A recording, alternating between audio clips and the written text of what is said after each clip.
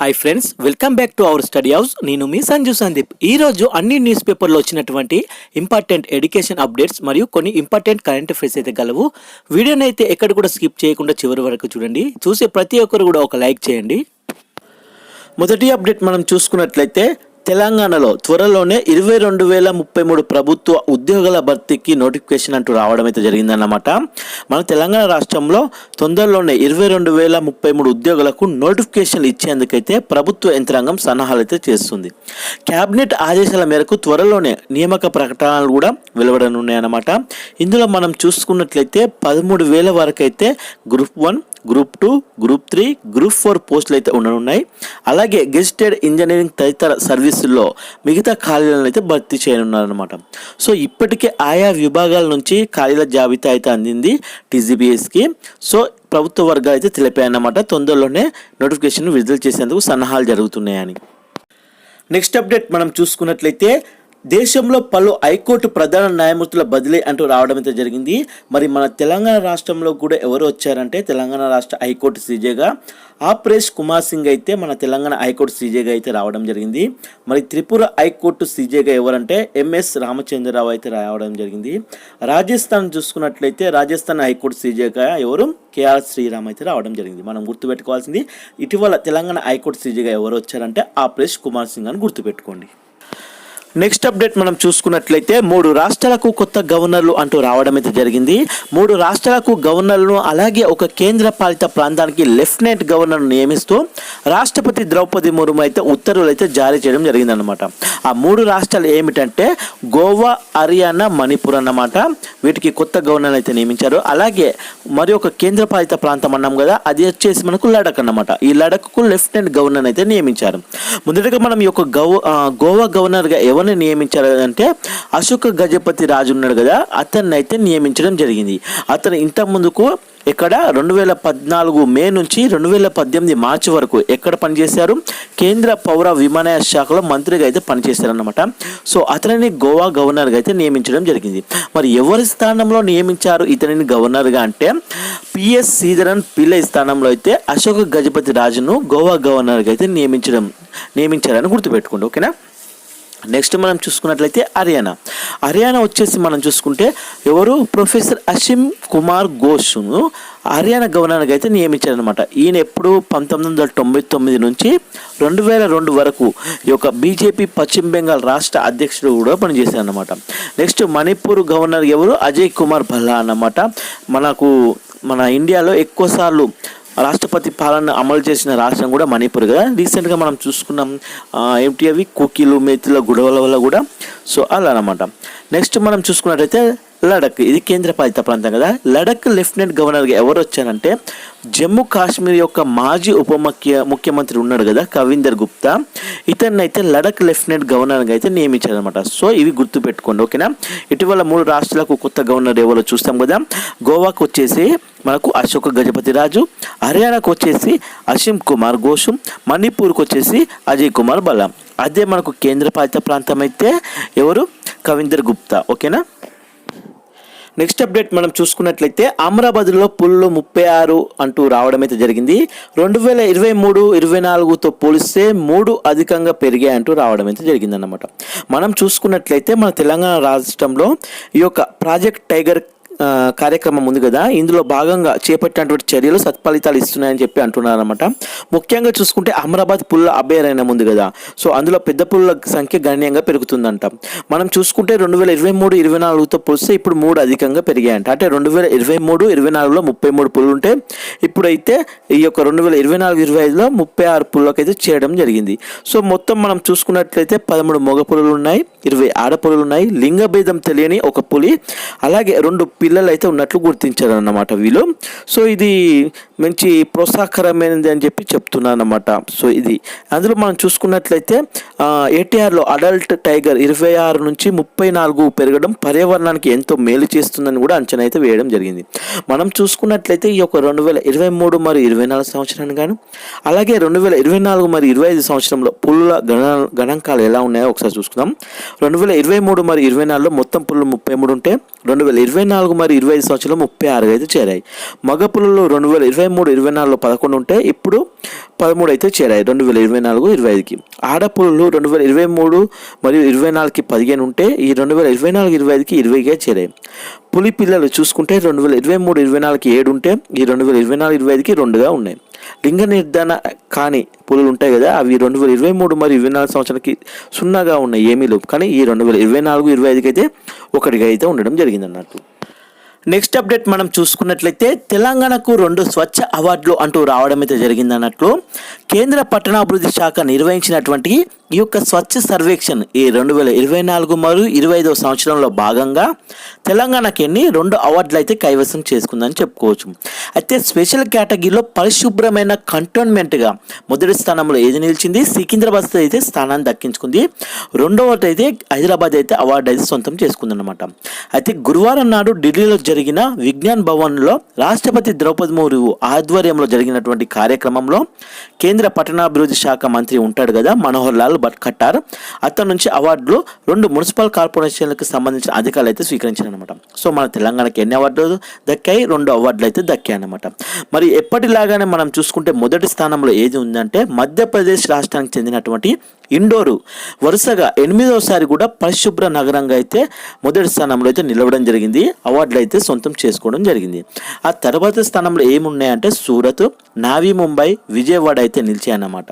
గుర్తుపెట్టుకోండి, మొదటి స్థానంలో ఏమిటి అంటే మనకు రాష్ట్రం మన ఇండియాలో మధ్యప్రదేశ్లోని ఇండోర్ 8వసారి కూడా మొదటి స్థానంలో నిలిచింది. తర్వాత సూరత్, తర్వాత నావీ ముంబై, తర్వాత విజయవాడ అయితే నిలవడం జరిగింది.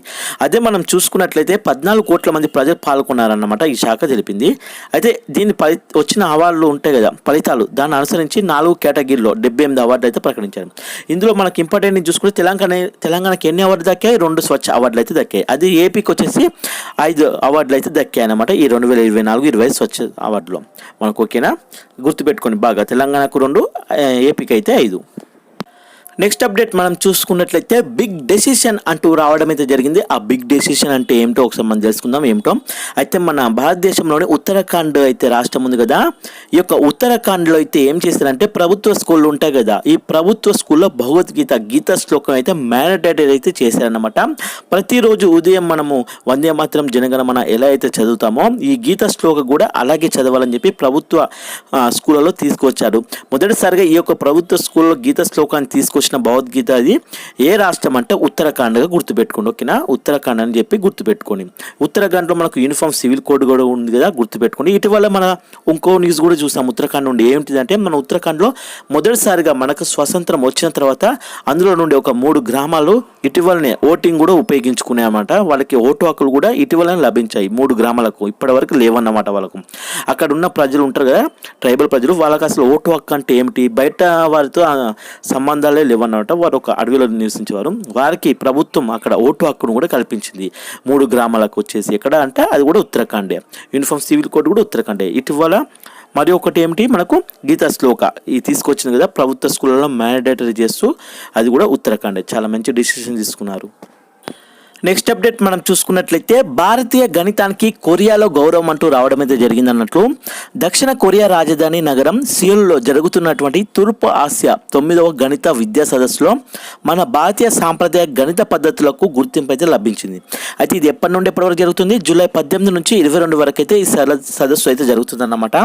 సో గణితంపై ఉపాధ్యాయులు విద్యార్థుల వైఖరిలో మార్పులు అనే శీర్షికతో మన భారతీయ సాంప్రదాయ గణిత పద్ధతులపై ఒక పరిశోధన పత్రం ఈ ప్రదర్శనకు ఎంపికైందన్నమాట. సో అంతర్జాతీయ స్థాయిలో జరుగుతున్నటువంటి సదస్సులో మన భారతదేశం తొలిసారిగా పాల్గొని రికార్డు అయితే సృష్టించిందని చెప్పొచ్చు.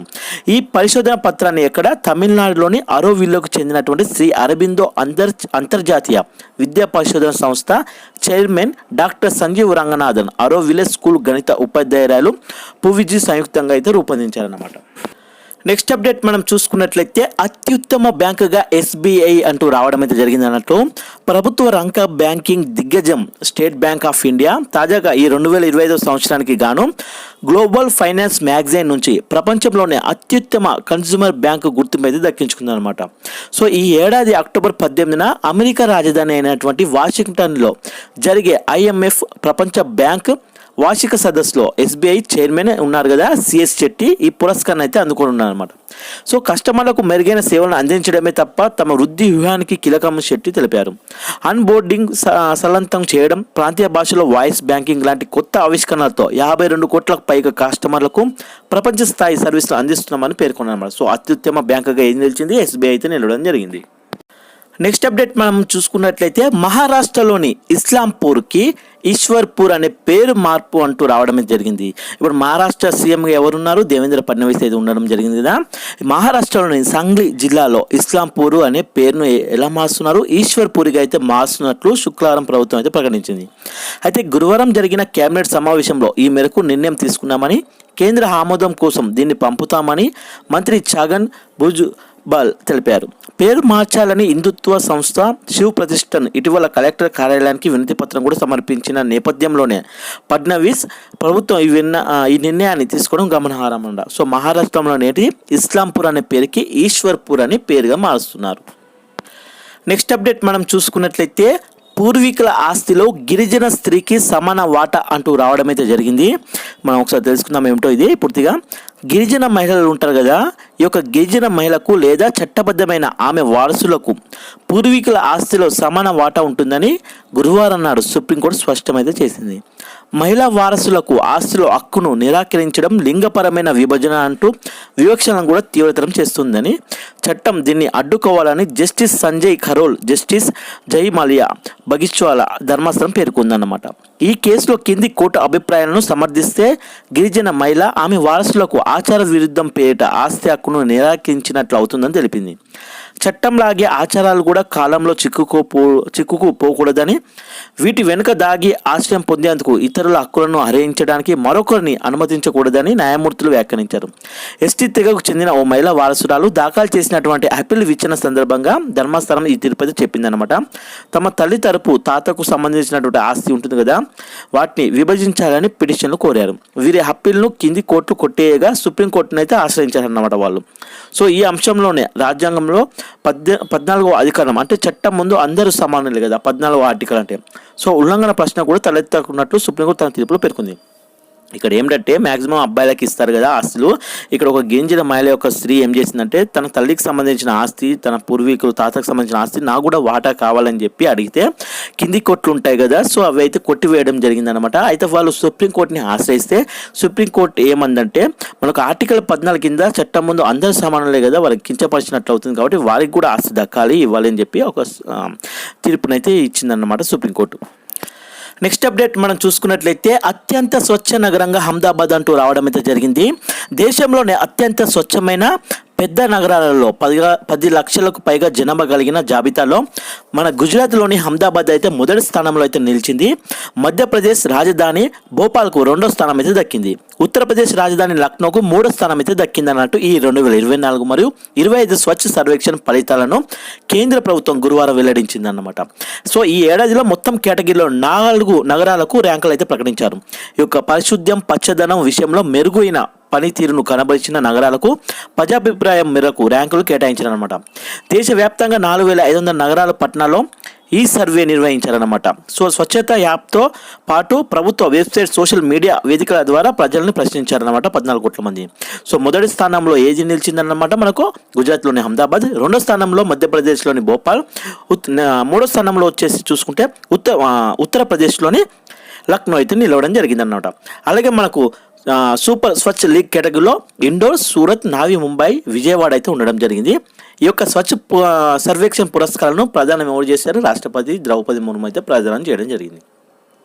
మనకు చూసుకుంటే మనకు తెలంగాణకు వచ్చేసి 2 అవార్డులు దక్కాయి, ఏపీకి వచ్చేసి 5 అవార్డులు అయితే దక్కడం జరిగింది. నెక్స్ట్ అప్డేట్ మనం చూసుకున్నట్లయితే అమెరికా చిన్నారిని దత్తత పొందే హక్కు భారతీయులకు లేదు అంటూ రావడం అయితే జరిగిందన్నట్లు. ఒకసారి మనం చూసినట్లయితే అమెరికా పౌరుడైన చిన్నారిని దత్తత తీసుకునే ప్రాథమిక హక్కు భారతీయులకు లేదంటూ బొంబాయి హైకోర్టు కీలక తీర్పునైతే ఇచ్చిందని చెప్పొచ్చు. అయితే భారతీయ జంట ఒకరు దాఖలు చేసిన పిటిషన్కు తిరస్కరించింది ముంబై కోర్టు.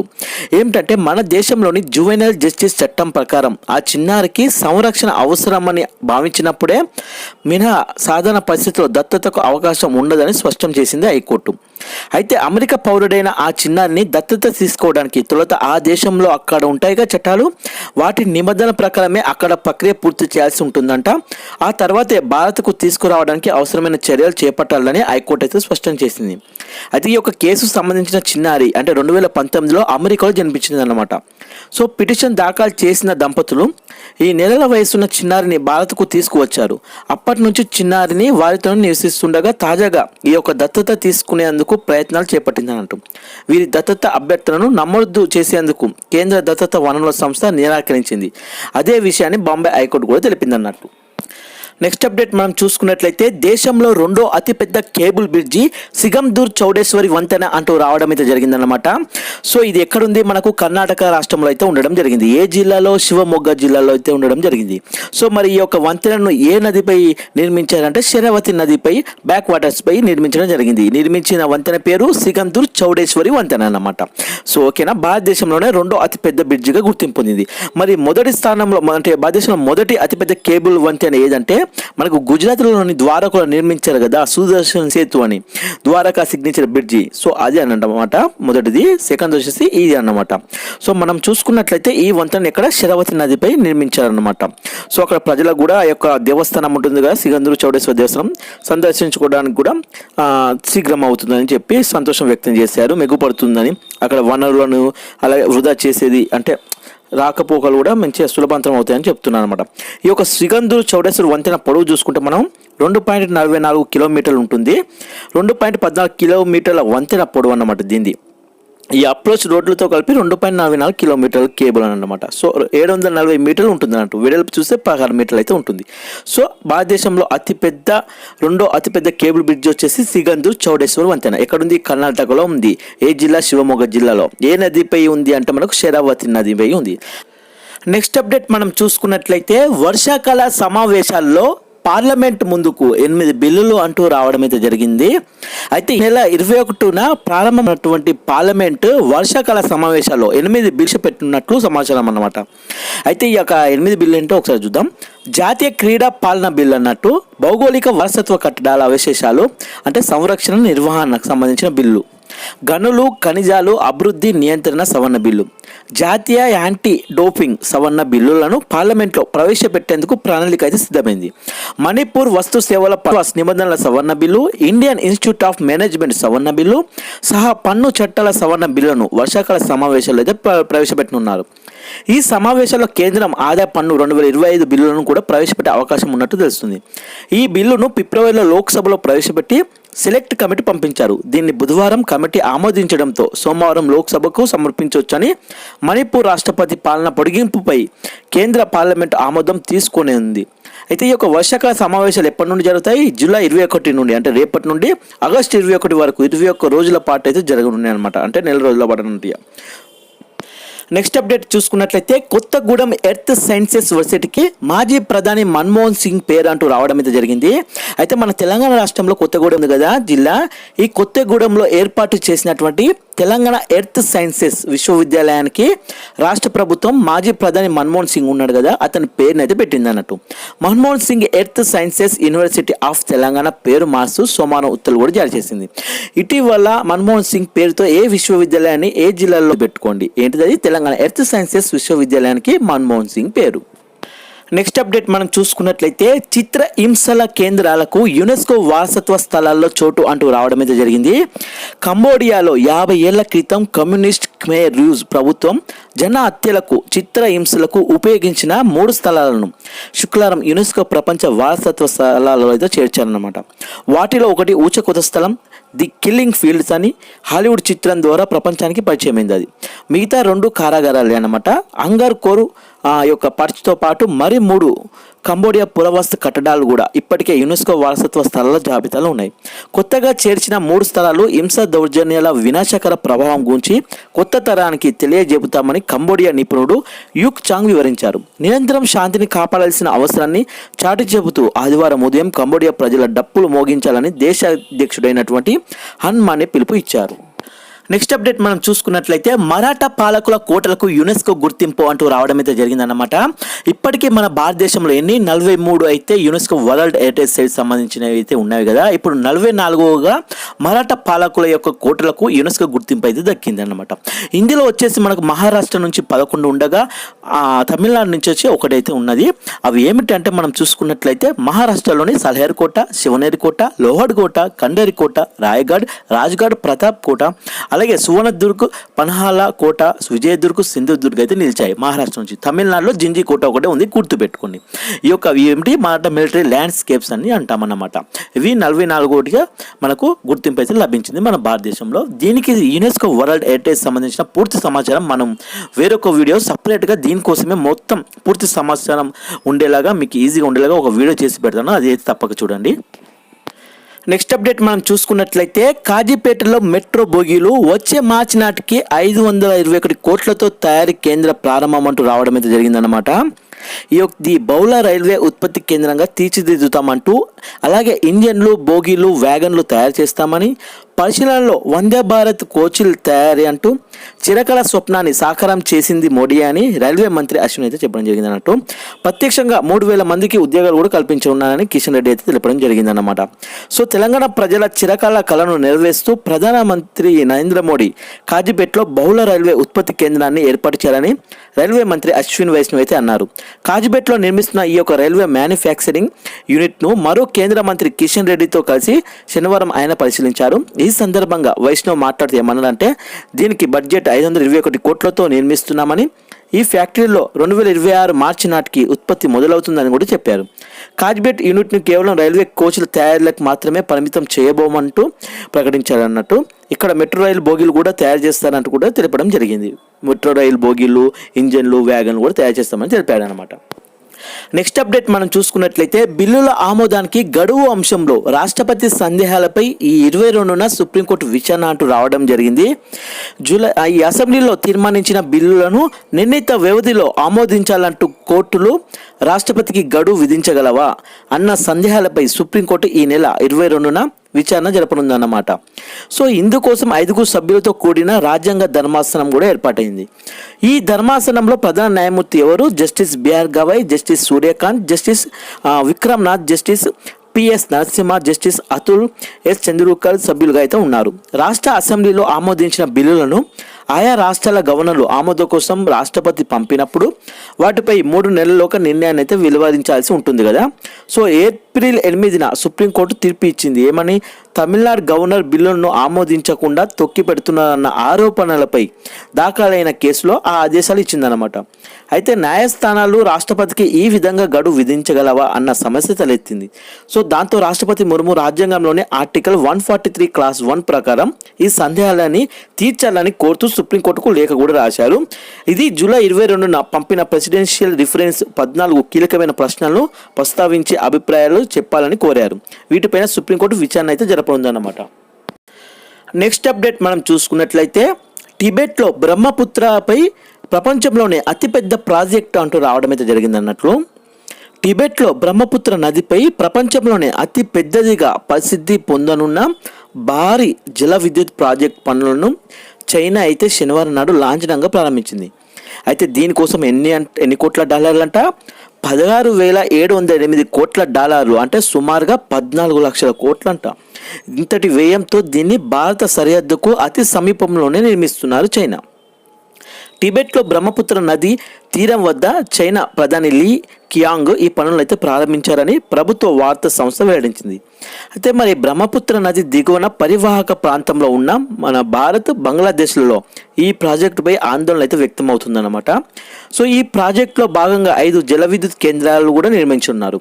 అంటే ఏటా 30 కోట్ల మంది అవసరాలు తీర్చేందుకు సరిపడే 30,000 కోట్ల కిలోవాట్ గంటల విద్యుత్ను ఈ ప్రాజెక్టు ఉత్పత్తి చేస్తుందని అంచనా.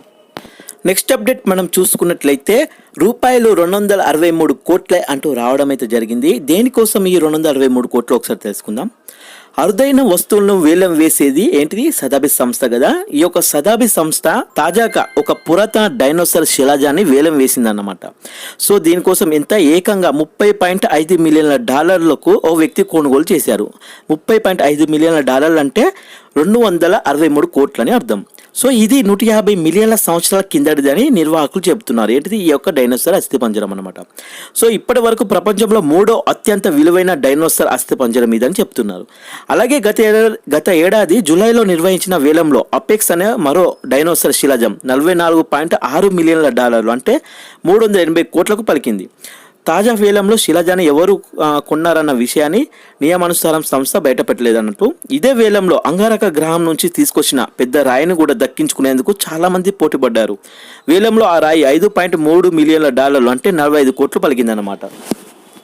చూశారు కదా ఫ్రెండ్స్, ఈరోజు అన్ని న్యూస్ పేపర్లు వచ్చినటువంటి ఇంపార్టెంట్ ఎడ్యుకేషన్ అప్డేట్స్ మరియు కొన్ని ఇంపార్టెంట్ కరెంట్ అఫైర్స్ అయితే.